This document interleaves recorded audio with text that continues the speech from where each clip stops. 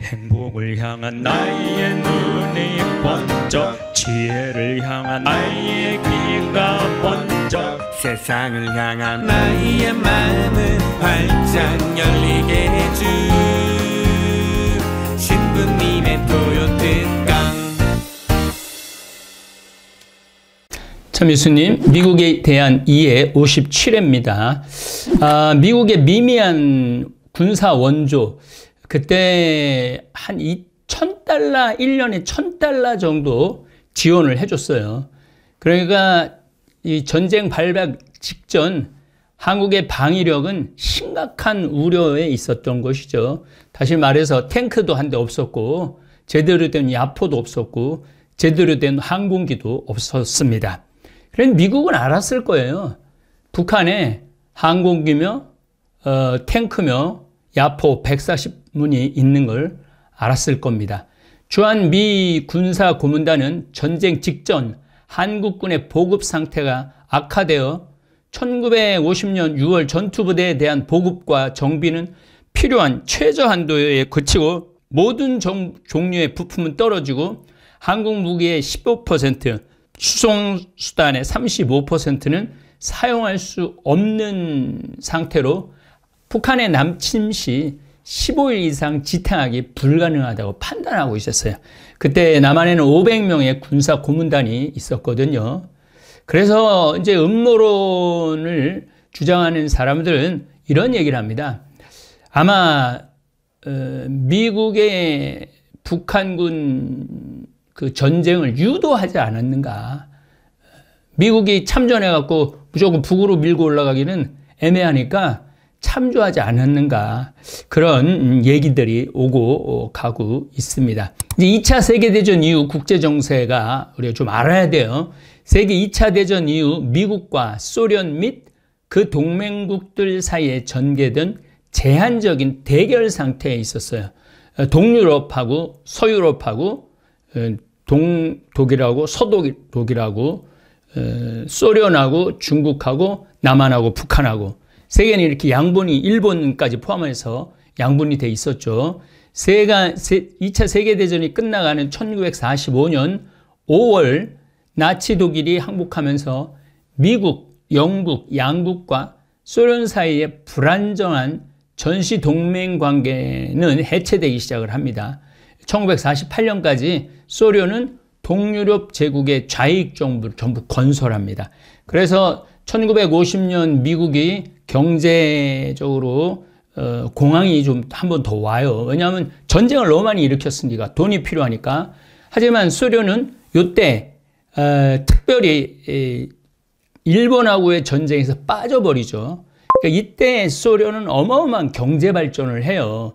이때 경제 발전을 한 걸 가지고 미국과 양대 관계, 대립 관계, 전 세계를 양분하는 그런 나라가 소련이 되죠. 미국과 영국은 소련의 항구적인 동유럽 지배와 서유럽 및 그 밖의 지역에서 소련의 영향을 받는 공산당이 집권할 가능성을 우려하죠. 그러니까 미국은 소련이 영구적으로 지배할 수 있는 나라다. 헝가리, 무슨 부다페스트, 수도지만은 우크라이나 이런 나라들, 그 다음에 아프가니스탄 이런 나라들이 원래는 다 영국권, 소련권이었거든요. 근데 지금 다 하나씩 뺏기고 그 우려가 다 걱정이 현실이 되고 있죠. 한편 소련은 독일의 군사 위협 개발을 재발하기 위해서 항상 독일은 위험한 나라예요. 아시아에서는 누가 위험한 나라예요? 일본이 위험한 나라고 유럽에서는 독일이 위험한 나라죠. 그래서 동유럽에 대한 지배를 계속하기로 결정을 하죠. 주로 이데올로기적 이유에서 공산주의 세계에서 보급시키는 데 주력합니다. 공산주의를. 1947년 3월 발트해로부터 크로아티아를 연결하는 아드리아에 이르기까지 유럽을 둘러싼 철의 장방이 들어져 있어요. 무슨 얘기냐면은 이 아드리아에서부터 발트해까지 이렇게 쭉 연결. 그러니까 이탈리아, 크로아티아, 그리스 그러니까 철의 장막이 이루어졌는데 요 선이 무너지면 민주주의가 무너지는 거예요.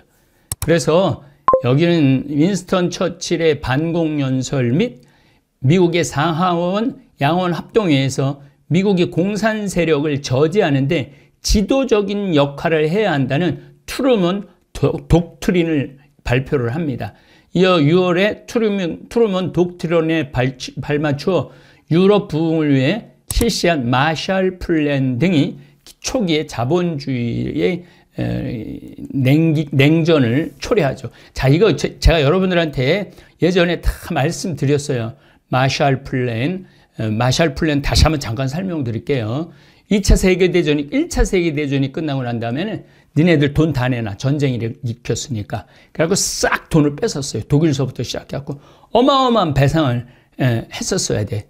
그런데 이게 막 패전국가가 열받는 거야. 우리가 패전은 했지만 이렇게 착취를 받을 수 있나? 저 미국 놈들, 영국 놈들 이거 귀에 대면 손봐줘야 되겠다. 프랑스 놈들. 그래갖고 일으킨 게 2차 세계대전이에요.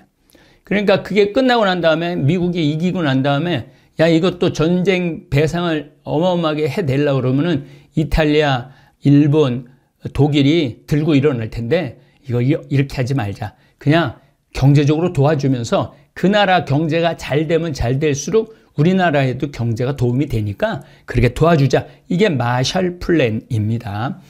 미소 냉전은 1948년에서 1953년에 최고조에 이르죠. 왜냐하면 이제 양대 국가가 승리 국가가 됐기 때문에 이 기간 동안 소련은 독자적인 무기 개발을 성공해줘 1949년 9월 29일 날 히로시마의 2배에 해당하는 원자포탄을 드디어 발명해냅니다. 최고조에 이르죠.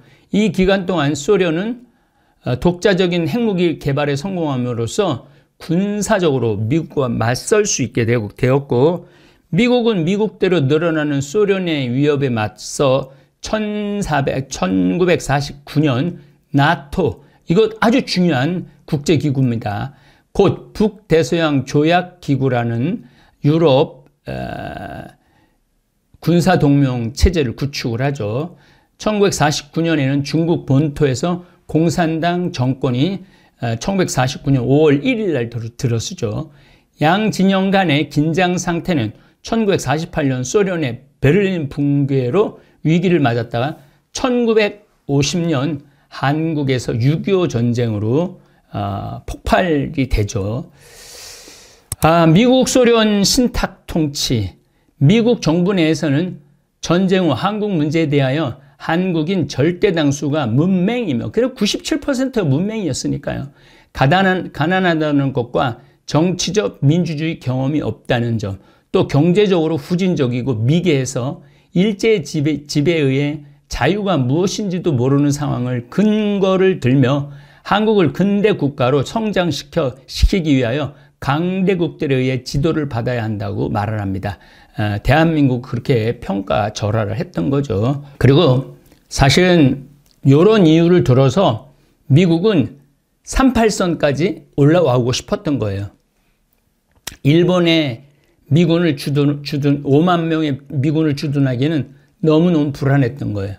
우리가 38선까지 밀고 올라가서 거기서 승부를 봐야만이 중국이 넘어오든 소련이 넘어오든 금방 대처할 수 있다는 결론을 내립니다.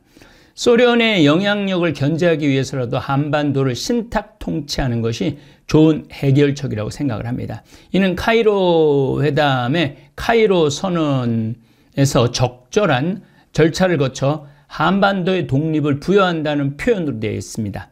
카이로 회담 내용을 테헤란에서 소련의 스탈린에게 알리자 소련 또한 한국을 신탁 통치한 후 독립시키자는 루즈벨트 대통령의 제안에 찬동을 합니다.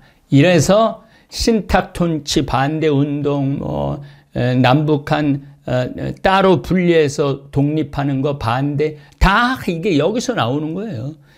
일본의 선전포고를 한 소련의 군대가 빠르게 한반도에 접근하고 있었기 때문에 미국은 한반도 문제에 대해 신속한 결정을 내려야 했습니다. 미국은 한반도 내 일본군 무장 해제와 군사적 점령이라는 전략 추구를 위하여 신속한 작전을 하기로 결정을 하죠. 그래서 4만 5천 명이나 되는 미군은 이미 일제 1945년 끝나고 난 다음에 계속 일본군 무기를 해체를 해요. 근데 그 무기를 두고 한반도에서 그 무기를 가지고 훈련을 시켰다면 6.25 전쟁의 슬픔은 없었을 거예요. 근데 완전 무장해서 다 일본으로 다 빼버립니다. 38도선을 경계로 북쪽은 소련이 남은 미군이 일본군에게 항복을 받기로 합니다. 소련은 제25군 사령관과 치스차코프 대장은 평양에 군사령부를 설치하고 북한 전역에 걸쳐 군정체계를 수립하는 한편 군정실시기관으로 로마넨코 소장을 사령관으로 하는 민정관리 총국을 설치합니다. 미국 측은 1945년 8월 20일 주중 미군 사령관 웨드마이어 중장 명의로 대한민국 지역에 미군이 진주할 것을 알리는 삐라를 살포하였고, 이어서 태평양 미군 육군 총사령부는 포고 제1호, 제2호, 제3호를 동시에 발표하여 대한민국 군정을 실시할 것임을 공표합니다. 에치슨 라인, 여러 번 여러분들한테 말씀드렸죠. 1950년 1월 6.25 전쟁 시작되기 5개월 전입니다. 미국의 국무장관 딘 에치슨은 스탈린과 마오쩌둥의 야심을 저지하고 태평양 지역의 공산화를 저지하기 위한 극동 방위선을 발표합니다. 에치슨이 발표한 이 지역 방위선은 알류산 열도에서 필리핀에 있는 주 방위선 안에 한반도와 대만을 포함시키지 않습니다. 극동 방위선은 미국이 자유민주주의 진영을 지키기 위해 마련한 방위 거점으로 극동 방위선에 한반도와 대만을 포함시키지 않는 이와 한국과 대만을 보호하지 않겠다는 것이 아니었어요, 사실은. 미 합참에서 태평양 지역에서 공산화된 중국이나 소련이 불법 침략의 야욕을 보인다면 미국이 우선으로 확보하고 양보해서는 안 될 전략적 증거 거점을 표시하는 거로 에치슨이 언급한 극동 방위선은 경계선의 개념이 아니라 방위 거점을 의미합니다. 여기까지는 방위를 우리가 할 수 있을 거다, 이렇게 한 거죠. 사실은 에치슨 라인도 6.25 전쟁을 유도해내기 위한 작전 중에 하나라는 거죠. 조금 전에 말씀드렸지만은 남쪽은 무기를 완전히 다 빼버리고 에치슨 라인을 거놓으니까 1949년 9월 29일 날 소련은 핵을 개발하고 1950년 5월 1일 날 중국은 공산당이 장쩌스가 완전히 제압을 했으니까 이제 뭐 김일성은 부족한 게 없잖아요. 에치슨 방위란에서도 끝냈지, 무기도 하나 없지. 전쟁을 일으킬 수밖에 없다는 거죠. 6월 27일 날 미군으로 시작해서 연합국 참전이 시작된 거죠. 83호에 따라 여러 회원국들은 정치적 지지로부터 군대 및 식량, 의약품 제공 등에 의한 일기까지 다양한 약속을 합니다. 유엔 안보리는 7월 7일 결의문 제84호를 채택하고 유엔 안보리 결의에 따라 군대와 지원을 제공하는 국가들이 미국 지휘하에 통합사령부에 군대와 지원을 제공할 것을 권고합니다. 미국 전쟁 이후 한미 우호 관계, 미군은 주도적으로 전쟁을 운용합니다. 전체 유엔군 중 미 지상군 비율이 50.3%, 해군과 공군의 비율은 각각 85.9%, 공군은 93.4%를 차지할 정도로 절대적이었어요. 결과적으로 미국은 참전을 결정하면서 설정한 전쟁 이전 상태로의 회복이라는 목표를 달성했고 국제평화의 유지와 안전이라는 유엔의 목적과 목표에 기여를 합니다. 자, 이제 공산주의 국가가 민주주의 국가를 건드리면은 이렇게 요조를 낸다, 박살을 낸다, 전 세계적으로 알렸던 거예요. 그러니까 그때부터 공산권이 민주주의권을 쉽게 침략을 못하는 시기가 옵니다. 미군은 한국과 군사적, 경제적 측면에서 이해관계가 낮은데도 불구하고 대소봉쇄 전략과 제3차 세계대전의 방지라는 세계 전략 차원에서 하였다는 것의 의의가 컸어요. 또한 미국은 1950년 7월 15일 이승만 대통령으로부터 한국 작전 지휘권을 이양받아 한미연합전선을 형성하는 계기를 마련합니다. 무슨 얘기냐면 우리가 지금도 작전권을 뺏어와야 된다. 주면 안 된다. 이게 아주 불행한 거 있죠. 경제 규모가 세계 10위인 나라인데 군사력이 세계 6위인 나라인데 우리나라 연합사령부는 미군이 갖고 있어요. 그래서 이거는 정말 갖고 와야 되지 않는가. 이제는 그런 생각을 합니다. 한국전 참전용사 기념비, 미국 워싱턴 시내 한국전 기념공원이 조성되어 있습니다. 전 2번 다녀왔습니다. 1995년 7월 27일 김영삼 대통령과 빌 클린턴 미 대통령, 그리고 6.25 전쟁 당시 북한의 침략에 반대하는 유엔 결의를 지지한 21개 나라 대표 등이 참석한 가운데 한국전 참전 기념비가 제막이 되었습니다. 기념비의 내용은 아래와 같습니다. 우리나라는, 미국 얘기죠. 우리나라는 자신들이 알지도 못하는 나라, 만난 적도 없는 사람들을 지키려는 요청에 의한 우리의 아들과 딸들을 기린다. 거길 가보면 비가 막 쏟아지는 그런 환경에서 그 판초이를 입고 작전을 이렇게 수행하는 그 미국의 젊은이들을 보면은 고개가 절로 숙여집니다. 만약에 그 젊은이들이 없었다면 우리 민주주의는 아마 없었을 거예요. 그런 면에서 우리 미국 연합군에 정말로 깊은 감사를 드립니다. 1953년 7월 27일 휴전협정이 조인된 후 북한의 도발에 대처하기 위해 그해 10월 1일 한미 상호 방어 조약이 체결되면서부터 머무르죠. 그리고 이듬해 1월 양국 의회에서 비준을 거쳐 공식적인 한미 군사동맹 관계가 수립되고 11월 8일 조약이 발효됩니다. 오늘날 주한미군은 한국에 주둔하면서 한미 연합방위 체제의 법적 근간을 이루며 동시에 동북아 안정 세력뿐만 아니라 한반도 전쟁 억지 세력으로서 역할을 다하고 있습니다.